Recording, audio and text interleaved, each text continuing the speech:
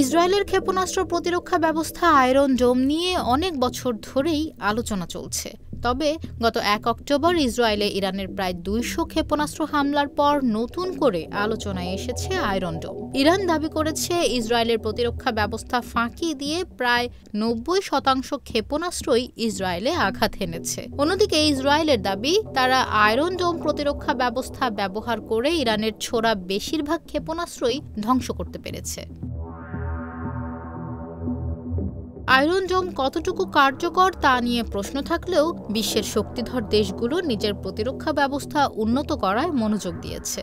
ভারতীয় সংবাদ মাধ্যম ইন্ডিয়া টুডে জানিয়েছে, চীন ও পাকিস্তানের মতো ক্ষেপণাস্ত্র শক্তিধর প্রতিবেশী পরিবেষ্টিত ভারতের কাছে আয়রন ডোম না থাকলেও বেশ মজবুত প্রতিরক্ষা ব্যবস্থা রয়েছে। যেমন ভারতের রয়েছে পৃথ্বী এয়ার ডিফেন্স বা পিএডি এবং অ্যাডভান্সড এয়ার ডিফেন্স বা এএডি প্রতিরক্ষা ব্যবস্থা। এর মধ্যে পিএডি শত্রু দেশের মিসাইলকে বায়ুমণ্ডলে প্রবেশের আগেই ধ্বংস করে দিতে পারে, আর এএডি ধ্বংসক্রিয়া চালাতে পারে মিসাইল বায়ুমণ্ডল পেরোনোর পর।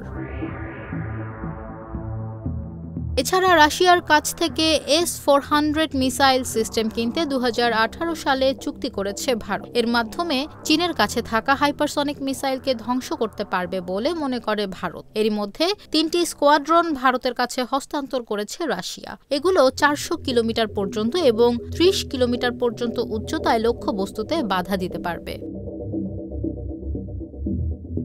গত বছর রাশিয়ার উপ-প্রধানমন্ত্রী ডেনিস মান্তুরোভ এক সাক্ষাৎকারে বলেছিলেন, S-400 ও S-500 দূরপাল্লার বিমান প্রতিরক্ষা ব্যবস্থা হাইপারসনিক ক্ষেপণাস্ত্র ধ্বংস করতে সক্ষম। নিরাপত্তা বিশ্লেষকরা বলছেন, ভারতের কাছে থাকা surface 2 air missile system ৩০ kilometre পর্যন্ত রেঞ্জে আকাশের লক্ষ্যবস্তুকে বাধা দিতে পারে। এটি ব্যালিস্টিক ক্ষেপণাস্ত্র প্রতিরক্ষার জন্য ডিজাইন করা না হলেও এটি ধীর গতির ক্ষেপণাস্ত্রগুলোকে বাধা দিতে পারে। ২০২১ সালে ভারতীয় বিমান বাহিনী বারাক 4 নামের মাঝারি পাল্লার সারফেস 2 এয়ার মিসাইল সিস্টেম অন্তর্ভুক্ত করেছে। এই প্রতিরক্ষা ব্যবস্থাটি শত্রুপক্ষের ফাইটার জেট, ক্ষেপণাস্ত্র, হেলিকপ্টার এবং মনুষ্যবিহীন বায়বীয় যানের মতো বায়বীয় আঘাতকে ৭০ কিলোমিটারের মধ্যে ঠেকিয়ে দিতে সক্ষম। ভারত ও ইসরায়েল যৌথভাবে এই প্রতিরক্ষা ব্যবস্থা তৈরি করেছে। প্রতিরক্ষা মন্ত্রী রাজনাথ সিং এই সক্ষমতাকে ভারতীয় বিমান প্রতিরক্ষায় গেম চেঞ্জার হিসেবে উল্লেখ করেছেন।